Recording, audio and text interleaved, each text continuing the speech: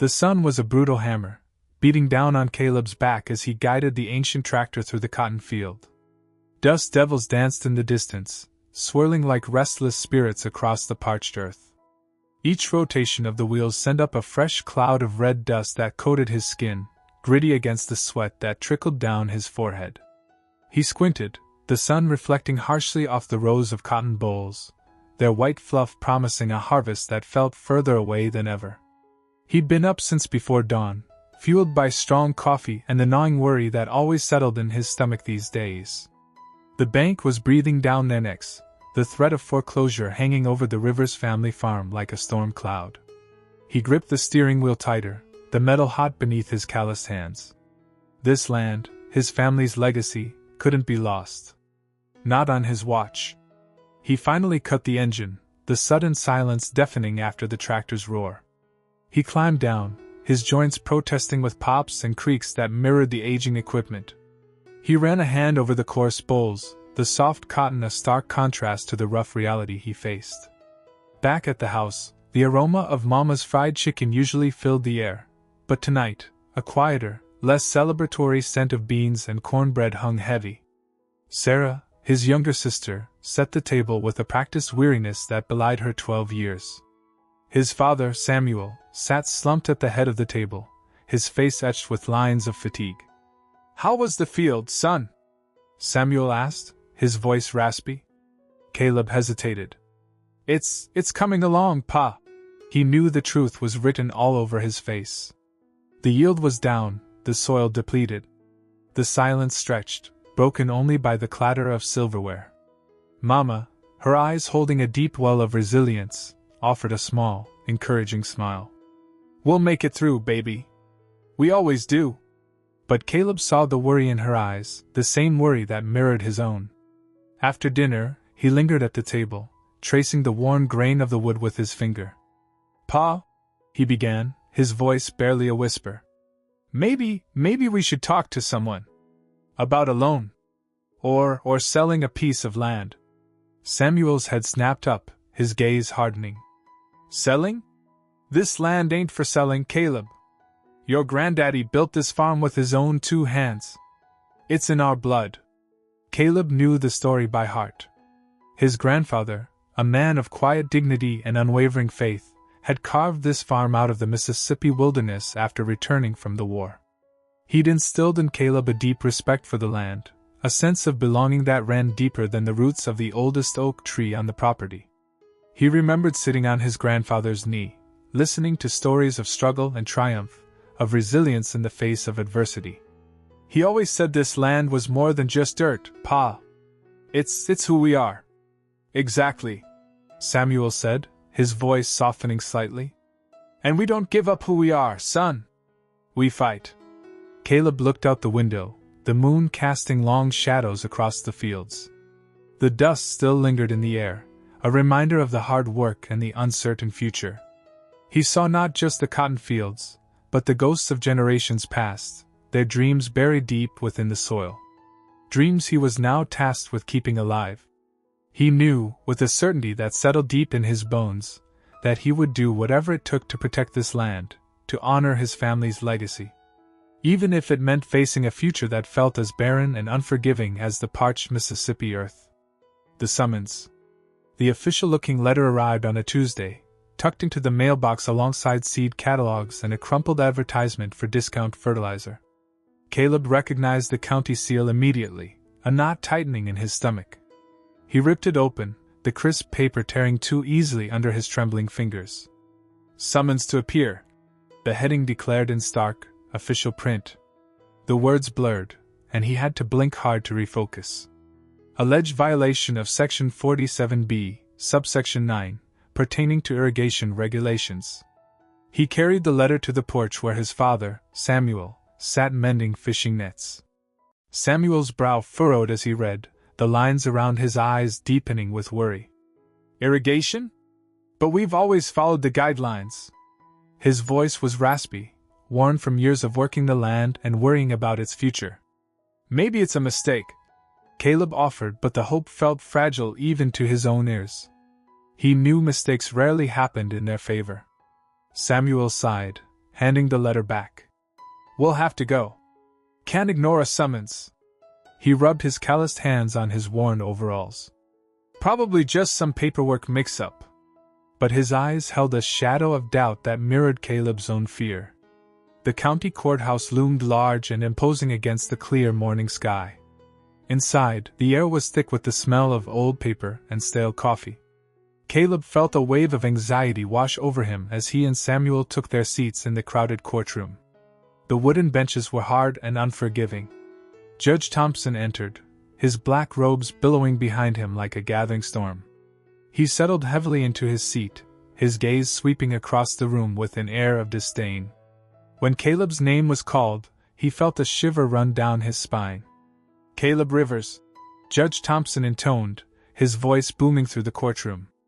"You stand accused of violating irrigation regulations. Is this true?" "Sir, we've always followed the regulations," Caleb said, trying to keep his voice steady. Judge Thompson leaned forward, his eyes narrowed. "Are you saying the county is mistaken?" "No, sir, but perhaps there's been a misunderstanding." "Misunderstanding?" Judge Thompson scoffed. "The county doesn't make misunderstandings. You were observed using unapproved methods for water distribution. We use the same methods we've used for years." Samuel interjected, but Judge Thompson silenced him with a sharp glare. "Silence. Mr. Rivers, can you explain the discrepancy?" Caleb swallowed hard. He knew explaining wouldn't matter. He could see the prejudice in the judge's eyes, the unspoken accusation that hung heavy in the air. It wasn't about irrigation regulations. It was about something else, something deeper and more insidious. He was just a Rivers, and in this county, that seemed to be crime enough. An unjust verdict. The gavel's crash reverberated beyond the courtroom walls, lodging itself in the pit of Caleb's stomach.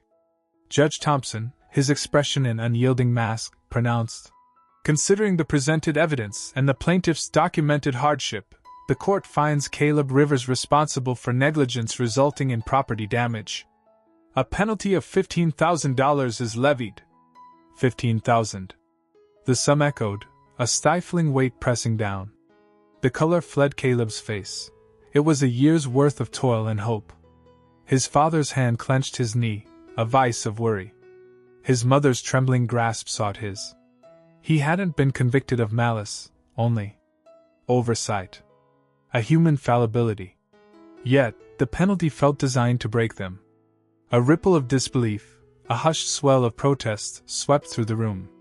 Mrs. Abernathy, her bonnet askew in her agitation, shook her head in vehement disagreement. Even some of the white farmers, men stingy with their acknowledgement, wore expressions of unease. Caleb fixed his gaze ahead, jaw set against the tremor threatening to overtake him. He wouldn't grant Thompson the satisfaction of witnessing his defeat. He'd bury the fear coiling in his gut. The farm, generations of Rivers' heritage etched into its soil, hung precariously in the balance. Outside, the air thrummed with cicadas beneath a sweltering sun. "This ain't justice, Caleb," Mr. Peterson rasped, his voice thick with outrage. "It's daylight robbery, plain and simple." Caleb merely nodded, choked by the emotion constricting his throat. His mother dabbed at her brimming eyes, her shoulders quaking with silent sobs. "We'll find a way, son," she murmured, the usual steel in her voice noticeably absent. That evening, the church overflowed with neighbors, a communal gathering against the creeping darkness. The familiar sense of comfort food, fried chicken, earthy collard greens, offered little solace. Anxious glances followed Caleb as he entered, each face a mirror of his own dread. "We must act," Reverend Johnson announced, his booming voice ringing with righteous anger. "We won't stand by as they seize what's rightfully theirs." Suggestions flew, a bake sale, a quilt raffle, each offering a thread of hope, a testament to their shared resolve. But Caleb knew the truth. Such efforts, however well-intentioned, would barely make a dent. $15,000 was a mountain. Still, he manufactured a smile, expressing gratitude for their staunch support, their unwavering faith.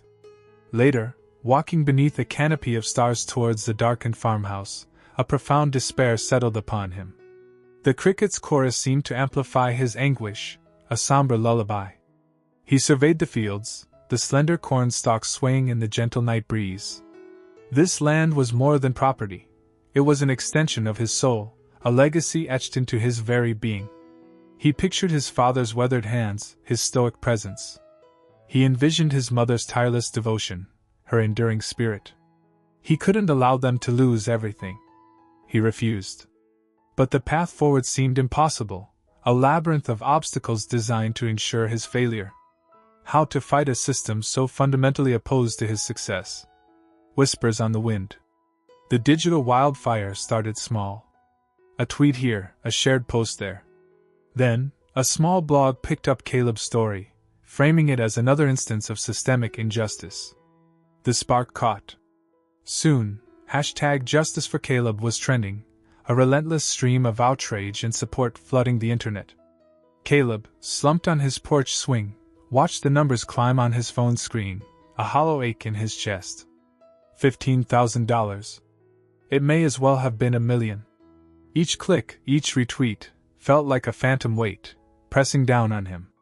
He was grateful, truly, but the virtual solidarity felt miles away from the reality of his empty bank account. In a sun-drenched office overlooking Central Park, Regina King tapped a manicured nail against the glass of her phone. The article glowed back at her, a stark black and white image of Caleb staring blankly into the camera. The headline screamed, "Local farmer hit with exorbitant fine after mishap, is this justice?" Regina felt a familiar knot tighten in her stomach. A slow burn of anger, honed by years of witnessing similar injustices, flickered to life. She read the piece carefully, absorbing every detail, her brow furrowed in concentration. The judge's name, Thompson, lingered in her mind. The circumstances, a fallen fence, stray cattle, a fine that could cripple a young man just starting out. It all stank of something rotten. "Get me everything you can on Judge Thompson," she said, her voice calm but firm, into the phone. "Financial records, past rulings, community ties. Everything." She hung up and swiveled her chair, the city sprawling beneath her like a concrete tapestry. The article about Caleb was still open on her phone. His face, etched with worry and a quiet defiance, seemed to stare back at her. It was the face of so many young black men she'd seen struggle, fighting against a system rigged against them. "And find out everything about Caleb Rivers," she continued, speaking to the empty air. "His farm, his family, his reputation in the community." Regina leaned back, her gaze hardening. This wasn't just about a fence or stray cattle. This was about power, and how it was wielded against those who had the least. She had built her empire on the belief that everyone deserved a fair shot. And she wasn't about to let a small-town judge with a vendetta stand in the way of that. A plan began to coalesce in her mind, a strategy that would not only help Caleb, but also shine a light on the darkness that allowed such injustices to flourish. The city hummed around her, oblivious to the storm brewing, a storm she intended to unleash. A history of disparity. The archive reeked of dust motes and lost hopes. Regina tightened her scarf, the air thick with the musty odor of aged paper. Files jutted haphazardly from their metal confines, chronicling decades of courtroom clashes and bureaucratic stagnation. Her team, a carefully curated group of legal minds, worked with quiet purpose, combing through documents pertaining to Judge Thompson's tenure. "Anything substantial?" Regina queried, the question echoing softly. "A lead, at least," Maria, the senior researcher, replied, brandishing a worn manila folder. "Early 2000s foreclosure. Samuel Johnson, a black farmer, lost his land under questionable circumstances. Thompson presided, ruling for the bank." Regina accepted the file, her fingers skimming over the faded typescript. "Questionable how precisely?" "The lending institution, under a Mr. Abernathy, had a long record of victimizing marginalized communities with predatory loans. Johnson alleged misrepresentation of terms. Thompson dismissed this as insufficient due diligence." As Maria spoke, a wave of vicarious memory washed over Regina.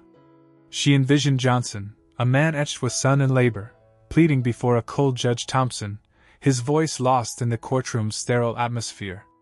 She pictured Johnson's wife, her quiet desperation a palpable weight. Another researcher, David, approached with urgency. More data points surfacing. Parallel cases, all involving black farmers, all ending in Thompson's unfavorable judgment. Consistent siding with corporate interests over individual ones. He displayed digital records on his laptop. Case synopses flickered across the screen. Property disputes, breached agreements, each resolution echoing the same lament: loss for the farmers. Each instance was a tile in a grimmer composition, institutional bias etched in the county's history. A cold fury coiled in Regina's gut. This wasn't merely about Caleb's plight. This was systemic, a calculated erosion of black land ownership. She recalled a long-ago conversation with her grandfather, the son of a sharecropper who had fought tooth and nail for his own modest success. He'd spoken of how generations of black farmers had been divested of their property, their aspirations, their inheritance. She had grasped the concept. Now, confronted with stark evidence, she felt its chilling reality. Later, gathered around the gleaming surface of her study's mahogany table, Regina briefed her team. Judge Thompson isn't simply erring. He's actively discriminating. We need to expose this behavior. The pattern is suggestive, not conclusive. Sarah, her lead counsel, tempered. We require irrefutable proof of prejudice. Something beyond repeated unfavorable verdicts. Regina tented her fingers. We'll unearth it. We need to connect with these individuals, record their testimonials. The truth resides there, cloaked by years of fear. And we must trace the money. Who profits from these seizures? Who's influencing Thompson's decisions? She stood, her gaze encompassing the room. This isn't merely litigation. It's a battle for fairness, a stand for generational legacy. We will not permit Caleb to become another statistic. The resolve in her voice resonated. This was no longer simply about aiding a youth. It was about dismantling a foundation of inequity. The courthouse standoff. Dust motes pirouette in the golden spears of sunlight bisecting the kitchen. Caleb swirled his coffee, the scrape of the spoon against the mug a sharp note in the oppressive quiet. $15,000. An insurmountable wall. We gave it our best, son. His father rasped, his voice sanded down by years of labor and weathered hardship. He sat across the scarred table, his gnarled hands clasped before him, a testament to decades wresting life from the land. Caleb studied them. Those were the hands that had coaxed their farm into existence, field by painstaking field. No shame clinging to that. Shame's got nothing to do with it, Pa. Caleb countered, bitterness lacing his words. It's about what's just, what's crooked. About being steamrolled. His father's sigh was the sound of wind sighing through a parched field. Justice ain't always blindfolded, Caleb. Sometimes it takes a peek through the gaps. The silence stretched, thick and heavy as summer molasses. Caleb shoved back his chair. Heading down to the courthouse. His father nodded, a silent promise of solidarity. I'll be there. We're in this together. Outside, the air thrummed with the impending heat of summer. The old pickup roared to life after a protesting cough, the familiar sound a meager solace. As they drove, the fields became a blur, their fields, soon destined for another's ledger. Caleb's jaw tightened. He refused to show them weakness. He wouldn't offer them that prize. Judge Thompson's polished sedan purred to a stop before the courthouse. A smugness radiated from his very posture as he exited. Morning sunlight flashed off his ostentatious watch. He adjusted his tie, a gesture of quiet satisfaction. Today, he mused, justice would be dispensed. His brand of it, at least. Inside the courthouse, the air hung stale, thick with simmering anxiety. Caleb and his father faced the clerk's window, the weighty silence punctuated by the grandfather clock's measured tick in the corner. The clerk, her eyes weary, her lips a thin line, regarded them with a blend of pity and tired acceptance. Payment is due, Mr. Rivers, she recited mechanically, avoiding their gaze. Caleb stood tall, his gaze direct and unwavering. We have no payment to offer. His father's hand settled on Caleb's arm, a silent anchor of resolve. The clerk sighed, her fingers hovering over the keyboard. Then I must mark it as outstanding. Do what you must, Caleb said, his voice a low rumble of defiance. We stand firm in our conviction. The clock's ticking became a relentless drumbeat against their fading hope. The courtroom doors remained sealed, but the tension was a living thing, a suffocating shroud. A cold dread coiled in Caleb's gut, but beneath it, a spark of rebellion stubbornly refused to die. He wouldn't yield. He wouldn't capitulate. He would hold his ground. A queen's gambit. The weight of the $15,000 penalty pressed on Caleb's shoulders like a physical burden. He stared at the worn wooden floor of the courtroom, the grain blurring through the film of despair that clouded his vision. His small victory with the bees seemed insignificant now, swallowed whole by the larger injustice. He had to find a way, another way. A hush fell over the room, a sudden, palpable shift in the atmosphere. Heads turned, whispers rippled through the gallery. Caleb lifted his gaze, a flicker of curiosity piercing the gloom. Then he saw her. Regina King. She entered the courtroom with the force of a summer storm. Her tailored crimson suit screamed power, a stark contrast to the muted tones of the room. Flanked by a phalanx of sharply dressed lawyers and followed by a gaggle of reporters scribbling furiously, she moved with an unshakable confidence that silenced the room. The air crackled with anticipation. Judge Thompson's face, previously flushed with triumph, paled perceptibly. He adjusted his tie, a nervous tic betraying his composure. Regina strode directly to the gallery, her eyes scanning the room until they locked onto Caleb's. A ghost of a smile played on her lips. She nodded, a silent promise of action. Her lead lawyer, a woman with eyes like polished obsidian and a voice that cut through the murmuring like a diamond, approached the bench. Your Honor, she began, her voice resonating with controlled power. We are here representing Mr. Caleb Rivers. We believe there has been a grave miscarriage of justice. Judge Thompson, regaining some of his composure, leaned forward. Counselor, the court has already rendered its verdict. Mr. Rivers has been found responsible for negligence.